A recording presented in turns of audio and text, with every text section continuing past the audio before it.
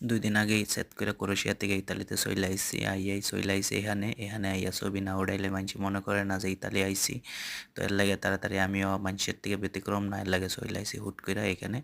এই জায়গাটা নাকি বিশ্বযুদ্ধ হইছিল ওই সময়ের স্মৃতি, এটা এখানে আইয়া সবাই ছবি তুললা প্রোফাইল দেয়। তো আমিও চেষ্টা করছিলাম যে একটা প্রোফাইল দিমু, তো একটা ভিডিও করে সবার মধ্যে শেয়ার করি।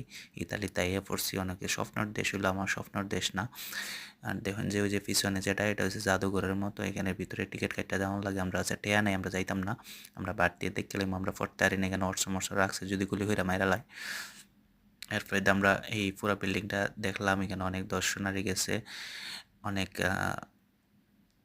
টুরিস্ট গেছে দেখতে আছে বিল্ডিং গইরা গেরা ছবি উঠাইতেছে, সবাই ছবি উঠানিত ব্যস্ত, কে জাদুঘর আর বাদুঘর দেখতো, খালি ইতালি দেখাইছে একটা প্রোফাইল দেওয়ানোর লেগে চলে আইছে।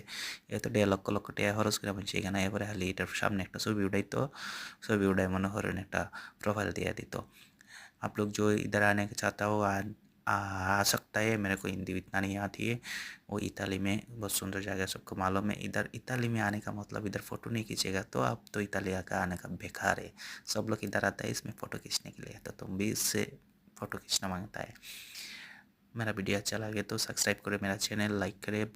दूसरा वीडियो डालूंगे मिला।